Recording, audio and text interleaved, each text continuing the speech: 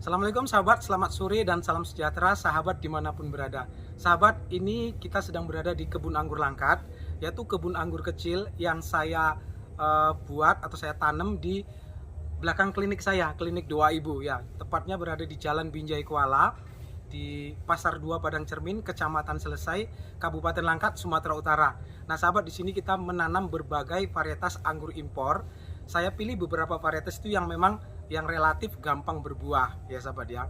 Nah sahabat, yang sudah mencoba menanam anggur ataupun apa saja ya, tabu lampot ataupun tanaman buah, pasti tahu musuh yang sering dihadapi itu adalah jamur ya, bener ya. Penyakit jamur ini bukan saja akan membuat tanaman menjadi sakit, bahkan bisa mati dan gagal panen sahabat. Nah pada kesempatan kali ini kami akan membagikan ya tips cara membuat fungisida hayati atau organik yang sering kami lakukan di kebun anggur Langkat ini, karena kami memang memberikan pestisida di sini lebih banyak menggunakan yang organik dengan alasan kesehatan, karena ini kan tanaman-tanaman ini kami makan sendiri sahabat. Karena itu kami menggunakan pestisida organik, fungisida hayati maksud saya. Nah kesempatan ini kita akan sama-sama belajar bagaimana sih cara membuat fungisida hayati yang paling mudah dengan bahan yang sangat murah, dan nanti bisa kita aplikasikan bukan saja pada tanaman anggur sahabat ya. Fungisida ini bisa kita pakai untuk banyak sekali manfaatnya, yaitu kita bisa pakai untuk tanaman pertanian, misalnya padi, jagung, palawija dan yang lain-lain itu, tanaman sayur-sayuran, cabai, tomat dan yang lain-lain, tanaman bunga, tanaman hias seperti ini juga cocok kita berikan fungisida ini. Jadi sahabat harus menonton video ini sampai selesai, semoga bermanfaat. Assalamualaikum warahmatullahi wabarakatuh.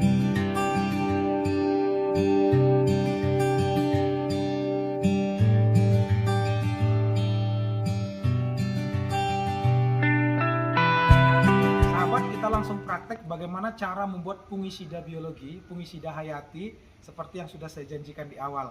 Nah sahabat, fungisida biologi yang saya maksudkan itu adalah trichoderma sahabat. Sebenarnya trichoderma ini bisa kita beli banyak sekali merek dagangnya, misalnya Trichogreen, Anfus ataupun Sakopi. Sahabat yang ingat ketika kita membuat video cara membuat media tanam yang bagus sekali, ada di video yang ini sahabat ya. Di situ kan kita mencampurkan bahan-bahan organik untuk menjadi media tanam, dan dekomposternya kita bisa menggunakan salah satunya adalah Trichoderma, mereknya waktu itu Sakopi. Kan banyak sekali sahabat mengatakan bagaimana cara mendapatkan Sakopi, belinya di mana. Nah kita akan langsung praktek bagaimana cara membuat Trichoderma ini sahabat. Nah Trichoderma ini merupakan jamur yang sebenarnya sporanya itu ada di sekitar kita. Nah tugas kita hanya menumbuhkan di media yang cocok agar dapat kita panen. Bahan-bahan yang kita butuhkan, bahan-bahan yang kita butuhkan adalah kita membutuhkan nasi sahabat ya, nasi yang sudah didinginkan.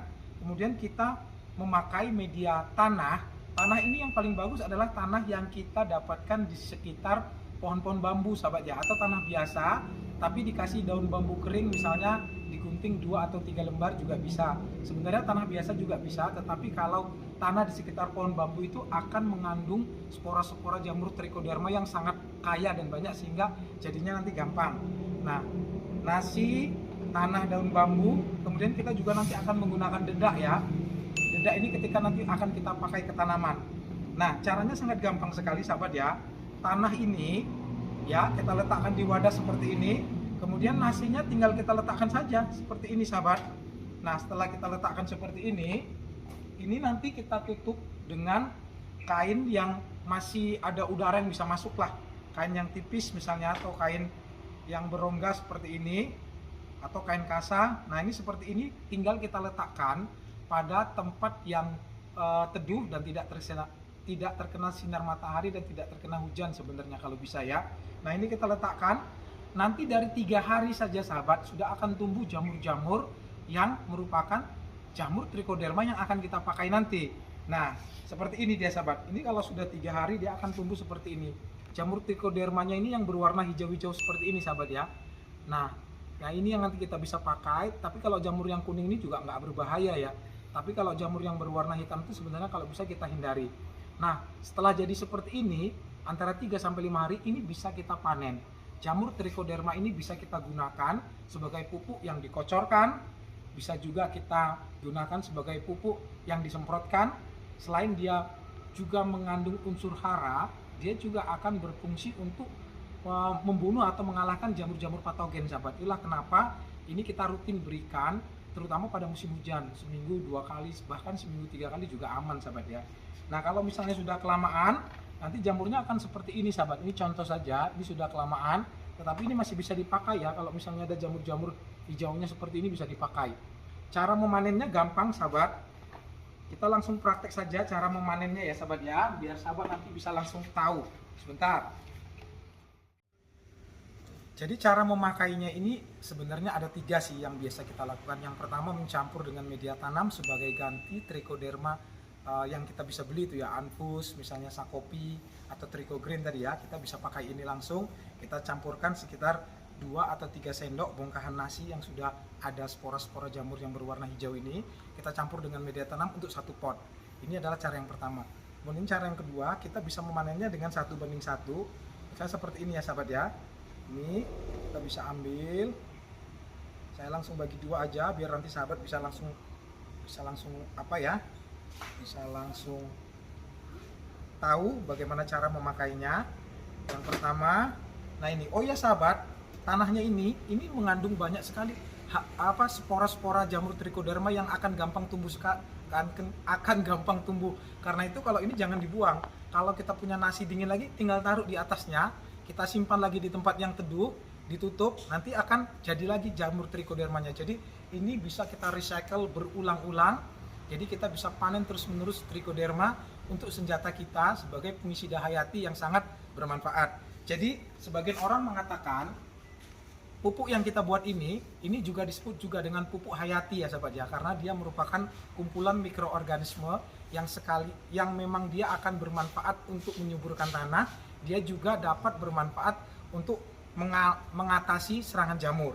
Nah, untuk kita bisa menggunakannya, tadi yang pertama campur media tanam. Sedangkan yang kedua adalah kita menggunakan jamur yang sudah tumbuh di nasi tadi dengan mencampur dedak. Dedak ini adalah kulit ari-ari dari beras ya sahabat ya. Jadi kita bisa membeli di penggilingan padi kalau yang nggak tahu ya. Ini bisa juga menggunakan tepung beras, tetapi kan jadi mahal harganya. Nah ini kita kasih 1:1 seperti ini,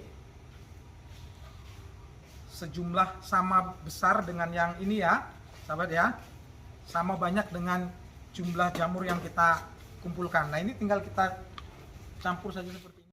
Setelah kita campur dengan dedak dengan perbandingan yang sama, kita aduk rata seperti ini. Nah ini sudah menjadi pupuk hayati yang sangat bagus sekali. Mungkin dia tidak serta-merta menyuburkan tanah, maksud saya tidak serta-merta menyediakan unsur hara yang diperlukan oleh tanaman, tetapi jamur-jamur trichoderma yang ada di dalamnya ini nanti akan berkembang dan dia akan melakukan dekomposisi pada bahan-bahan organik yang ada di media tanam ataupun di tanah di sekitar tanaman, sehingga nanti tanah akan menjadi subur.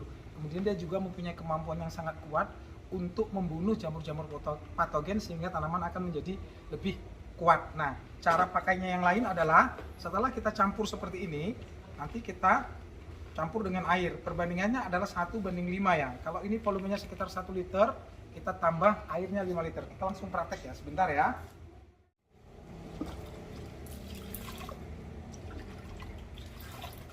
Nah, cukup seperti ini sahabat. Ini sudah bisa menjadi pupuk yang dapat dikocorkan ataupun juga bisa disemprotkan. Tetapi kalau kita mau menyemprotkan, harus disaring dulu ya sahabat ya, agar nanti semprotannya itu tidak tidak sumbat. Nah, jadi sahabat cukup seperti ini, kita bisa memberikan antara 200-250 per tanaman yang kecil sampai 1 liter untuk tanaman yang besar. Ini bisa kita berikan 1 minggu sekali, seminggu 2 atau 3 kali pun bahkan bagus sahabat. Ini adalah cara yang kedua, cara kita memberikan pupuk trichoderma atau pupuk hayati yang sudah kita panen. Jadi kalau saya simpulkan ya, ada 3 cara pemakaian yang biasanya kita pakai. Yang pertama, kita mencampurkan 1 atau 2 sendok ke 1 pot media tanam agar tanahnya menjadi sehat, bebas dari jamur-jamur patogen. Kemudian yang kedua, kita bisa mencampurkan dengan dedak langsung, dan nanti ini bisa langsung kita tabur di sekitar tanaman. Kalau mau hasil yang lebih bagus lagi, kita tanam dia di bawah-bawah tanahnya, kemudian kita timbun, dan ini akan menjadi pupuk organik padat, juga sebagai pupuk hayati yang dapat mencegah serangan jamur ya.